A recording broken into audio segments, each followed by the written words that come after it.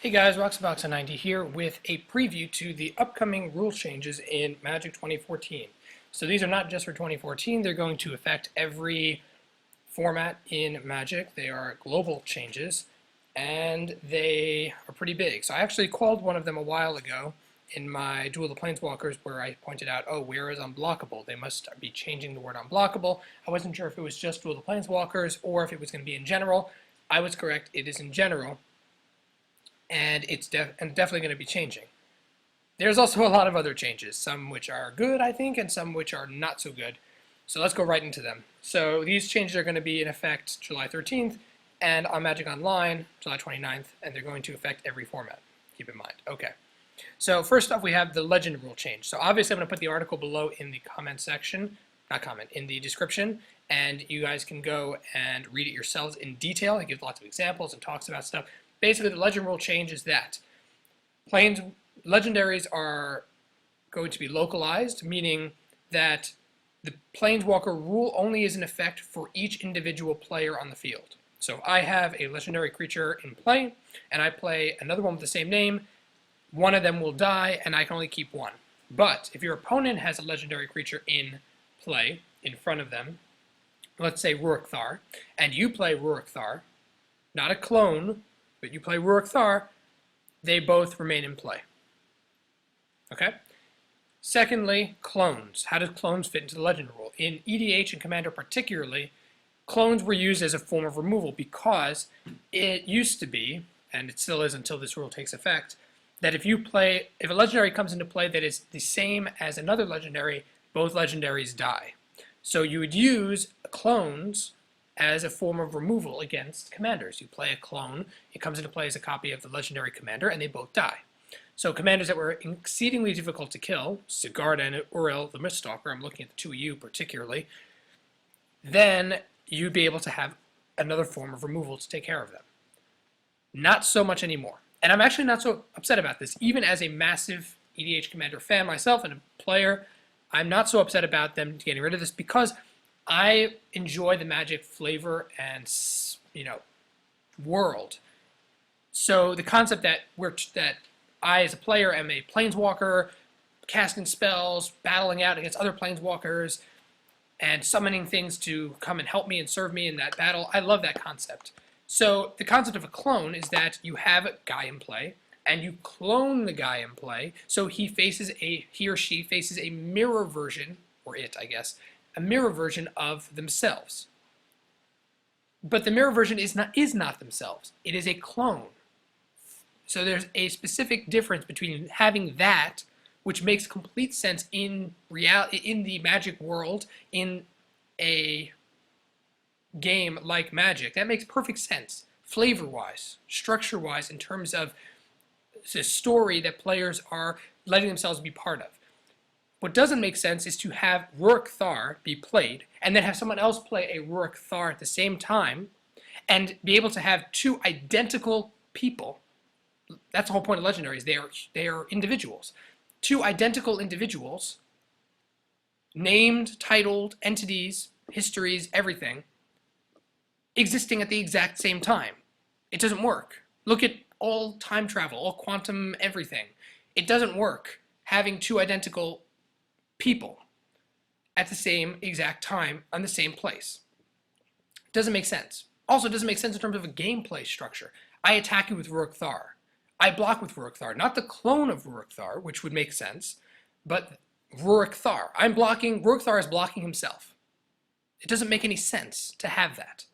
So I understand it may be a technical gameplay thing, but there's no other way they could have done it where they could make only one be allowed to exist on the field. Not that it comes into play and acts as a form of removal. I understand that's not the best thing for Magic. The whole point of it is not to just be another form of removal, because that's taking advantage of the rules. But there should only be allowed to exist one real legend in play, my opinion. So I don't like that rule. I like the clone change, despite the impact it's going to have on my EDH decks and the fact that I'm going to have fewer clones probably. Even though that's going to happen, I am not a fan of having two legendaries in play.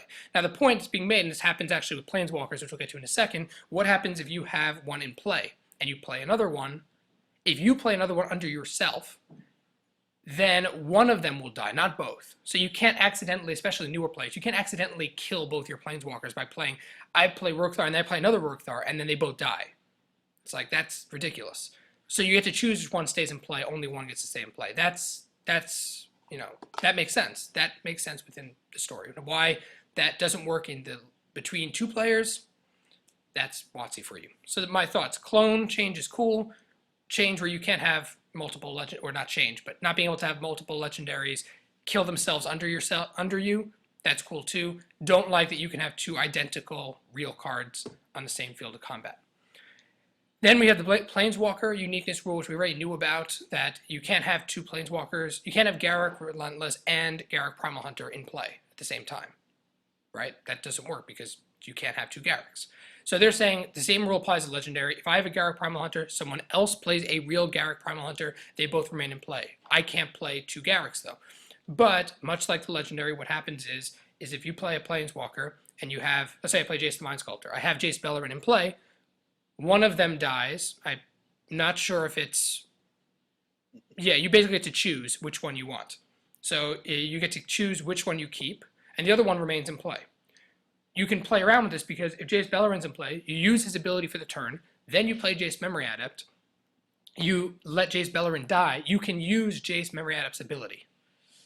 So you can play shenanigans with this, but it's basically similar to Legendary, and so pretty much I'm cool with if it's underneath you that you can't kill your own Planeswalkers, or rather you get to choose to keep one Jace alive versus both of them dying accidentally.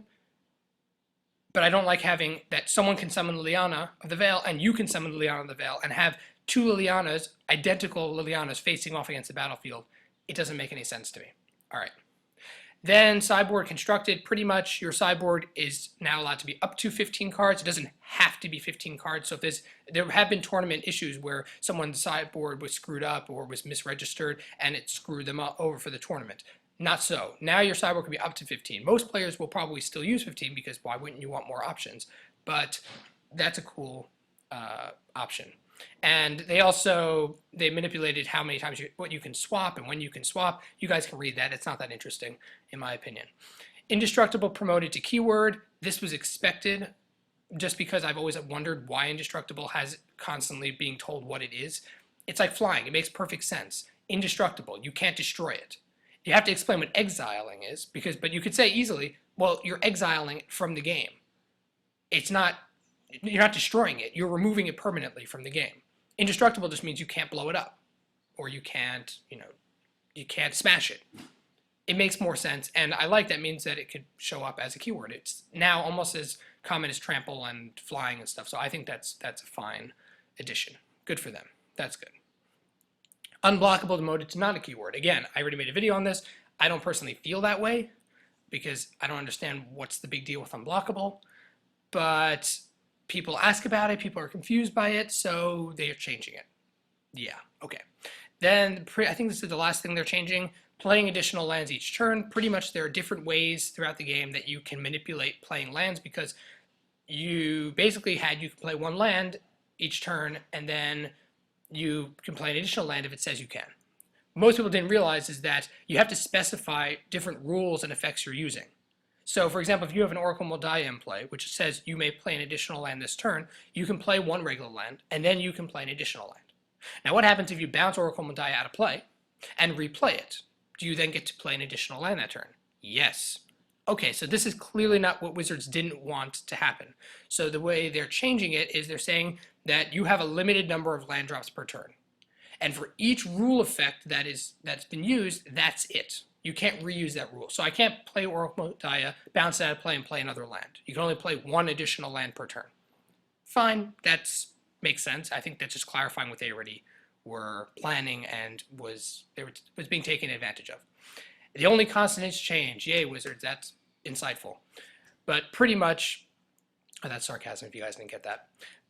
But basically, most of the rule changes are not so huge. They're not such a big deal. I'm still not a fan of being able to have the two legendaries under different players. That just doesn't make two identical legendaries or planeswalkers under different players. It just doesn't make sense flavor-wise. But otherwise, I think the changes are not bad at all. If not, they can even be good. Let me know your thoughts below in the comment section. Check out my channel sponsors in the description. And as always, Roxabox90 signing out. I'll see you guys next time.